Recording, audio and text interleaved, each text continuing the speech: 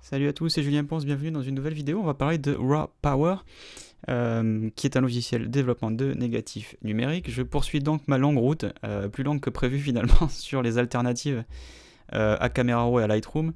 C'est-à-dire que il y a les alternatives les plus connues, les plus célèbres, les logiciels les plus gros entre guillemets comme Luminar ou OnOne ou DxO que à peu près tout le monde connaît, même ceux qui les utilisent pas parce qu'ils font partie du paysage. Et puis il y a des petits trucs, ou peut-être que je dis des petits trucs injustement parce que je les connaissais pas personnellement, mais j'ai fait des vidéos. Donc j'ai parlé par exemple il y a quelques jours de Silky Developer Pro qui est apparemment développé au Japon, même s'il est disponible en anglais.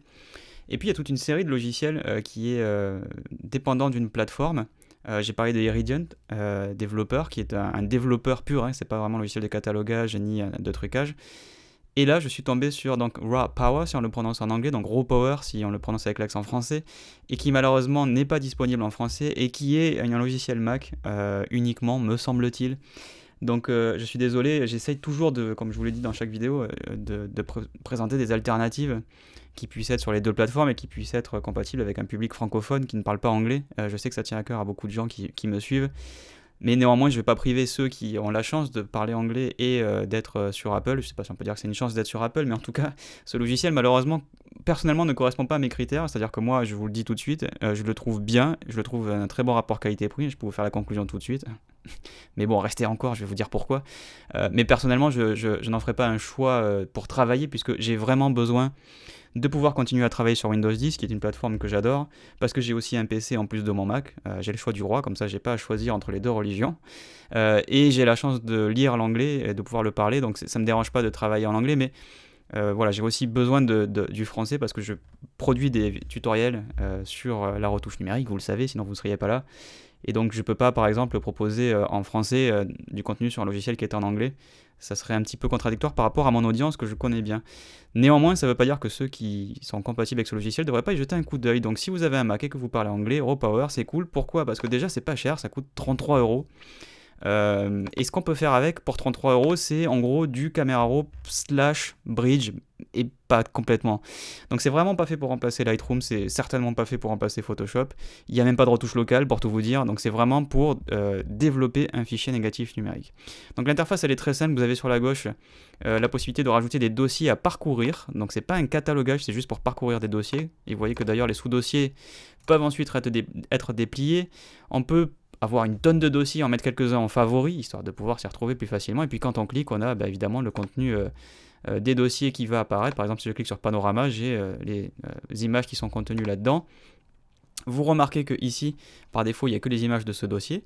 On peut cacher le browser sur le côté. On peut faire, et ça c'est quelque chose qui va faire plaisir évidemment à ceux qui ont un Mac, c'est que quand on choisit une image, on appuie sur la barre d'espace et on va avoir un quick look, c'est-à-dire un aperçu rapide, comme dans le Finder sur le Mac, qui est un truc qui, bien que j'adore Windows vraiment, par pitié, si on pouvait avoir un truc intégré sur Windows pour faire ça. Je sais qu'il y a des alternatives, des shareware ou des petits freeware qui viennent se greffer sur Windows, mais c'est pas aussi bien intégré forcément que macOS.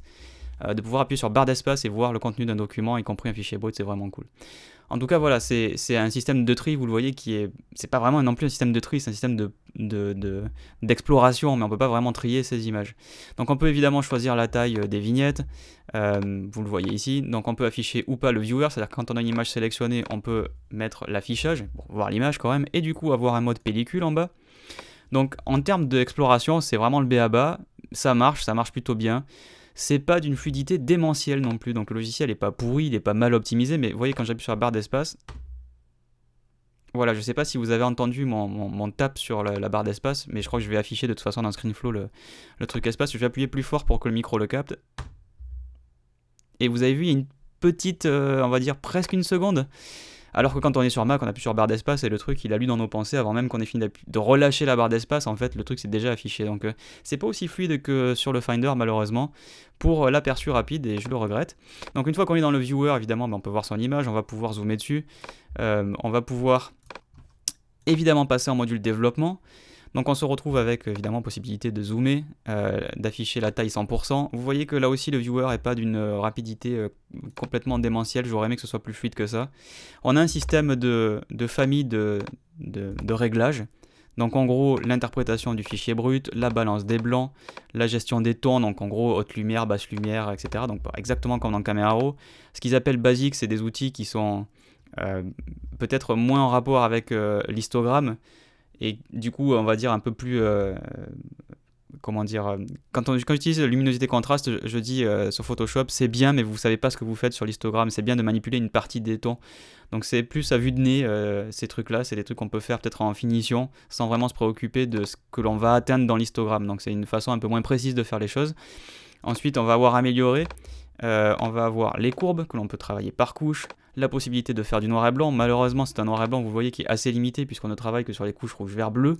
J'aurais aimé qu'on puisse avoir la roue chromatique décomposée comme dans Camera Raw. Évidemment, accentuation de la netteté, correction des aberrations chromatiques, on peut recadrer et redresser une image sur l'horizon, corriger la perspective, mais ça aussi c'est du manuel. Ça ne va pas analyser du tout les métadonnées et faire une correction automatique, comme par exemple ce que l'on a dans Camera Raw et dans Lightroom, donc la rectitude, je crois qu'il a été traduit par le upright ensuite dans Lightroom et dans Camera Raw, donc c'est pas un outil automatique qui va redresser à partir des focales courtes par exemple si vous avez du grand angle, et on a enfin une vignette pour juste en ajouter. Donc vous voyez que c'est des trucs qui sont pratiques, qui sont le b.a.-ba, mais qui manquent le petit truc en plus que l'on a évidemment dans Camera Raw et dans Lightroom. En même temps, j'ai envie de vous dire, pour 33 balles, forcément, faut peut-être pas non plus trop en demander. C'est vraiment pas cher, ça fait une bonne partie du boulot. Si vous êtes un professionnel et que vous avez besoin de précision, que vous vivez de la photo, que vous voulez vraiment rentrer dans le détail, c'est clairement pas fait pour vous. Ça n'enlève rien aux compétences du logiciel. Donc, par exemple, une image comme ça, on peut faire un truc assez rapide. On va aller dans le raw processing. Ce qu'on va faire, c'est que vous voyez qu'on va pouvoir décaler le point noir pour retrouver un peu de basse lumière. Au passage, on a probablement fait sortir du bruit. Donc je vais zoomer sur la partie où il y aura probablement du bruit, c'est-à-dire ce qui était sombre. Et vous allez voir qu'on peut quand même retrouver ici, hop, voilà, un petit peu de... corriger le bruit tout simplement. Donc le débruitage il est pas mal, il manque un peu de patate, c'est à dire que si vous avez vraiment une image qui est bruitée, j'ai essayé sur des images et c'était peut-être un peu limite, mais il a le mérite d'exister. On va revenir sur peut-être l'affichage 100% ici, et on va continuer avec les tons. Donc par exemple on peut déboucher les ombres un peu plus, je vais vous mettre même l'affichage de toute l'image, voilà. Donc là on a bien débouché une image qui était complètement noire au premier plan, et ça marche déjà pas mal. On peut peut-être envoyer un peu d'exposition quand même sur cette image qui est encore un peu sombre, et on va récupérer un peu des highlights. Vous voyez que dans les nuages là-bas je peux récupérer des valeurs, et on voit l'histogramme bouger en conséquence. Recovery ça va faire la même chose, ça va permettre, vous voyez, de retrouver des détails dans le ciel. Donc on se retrouve maintenant avec une image qui, entre guillemets, revient quand même d'assez loin finalement. C'était complètement sous-exposé. Et déjà elle est sauvée, donc vous voyez que ça fait quand même pas mal le boulot, quoi. Donc on va pouvoir ensuite, dans Curve, éventuellement, si vous voulez faire de la finition, je vais pas en faire parce qu'en l'occurrence c'est très bien. Je vais aller plutôt dans Basics et je vais envoyer un peu de vibrance, vous voyez, pour saturer un peu l'image. Et on a retrouvé des verts, des bleus bien bleus et des oranges bien oranges. Donc là aussi, des trucs qu'on aurait fait dans Camera Raw qu'on peut faire dans Raw Power. Par contre, un truc qui va pas très bien, enfin en tout cas que j'ai trouvé être vraiment insuffisant. Forcément, sur une image comme ça, on a de l'aberration chromatique. En particulier à la périphérie de la lentille évidemment, et bien qu'il y ait un outil d'aberration chromatique, vous allez voir que il va pouvoir décaler, vous voyez, l'aberration jusqu'à en enlever une bonne partie. Vous voyez que là on a enlevé une bonne partie du rouge, mais il y a toujours une frange violette qui elle est très persistante, et vous voyez que même si je peux arriver encore une fois en décalant forcément du côté opposé de celle du rouge, sinon ça n'a pas de sens, j'arrive à en corriger une bonne partie. Il en reste toujours un petit peu, donc regardez le avant et le après. On avait une belle frange rouge et verte, et là elle est un peu diminuée. Je suis peut-être parti un petit peu trop sur le violet sur le côté, mais il en reste.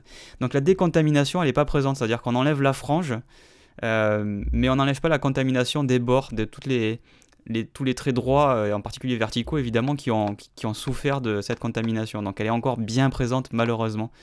Donc ça fait une partie du job, mais ça fait franchement pas le job qu'aurait fait Lightroom par exemple, ou DxO évidemment, qui est évidemment très fort au niveau des lentilles.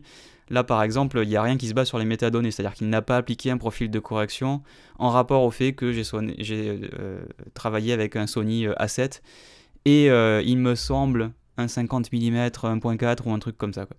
Donc il n'y a pas de correction aussi poussée que ça, il n'a pas accès à la base de données des constructeurs d'objectifs, etc., etc. Donc c'est C'est bien foutu, vous voyez une image comme ça qui était quand même évidemment pas du tout réussie.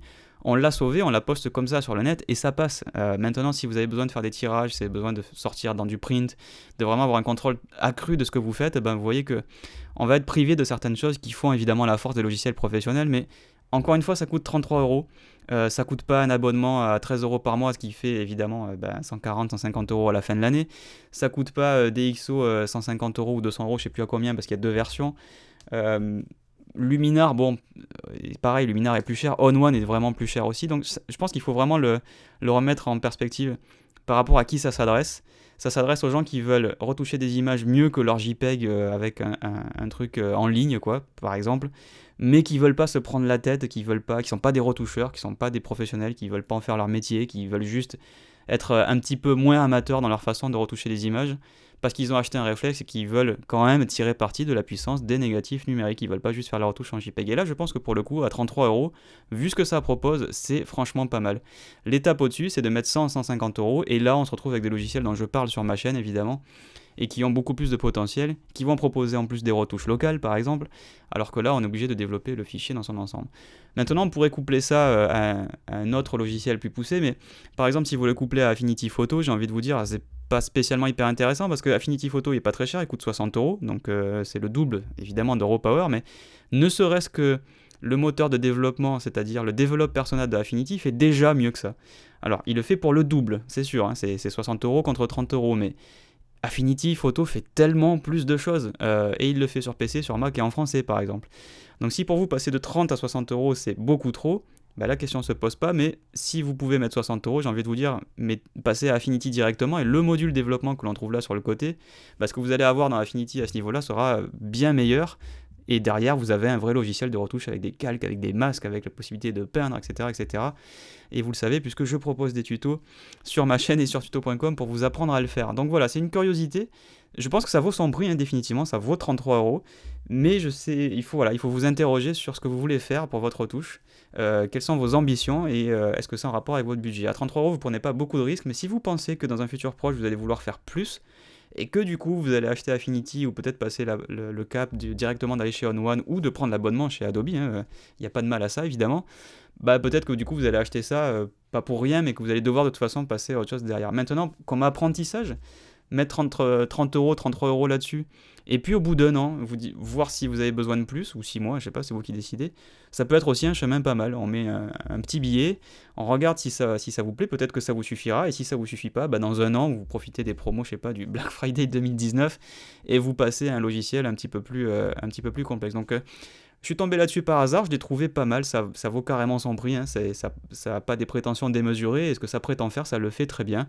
Encore une fois, c'est dommage que ce soit pas disponible pour Windows et pas disponible en français, mais ça fait le job. Voilà, dites-moi ce que vous en pensez, moi j'en pense donc du bien, ça s'adresse pas à tout le monde clairement, mais c'est plutôt réussi pour son prix. Très bon rapport qualité-prix, RawPower, très bonne surprise.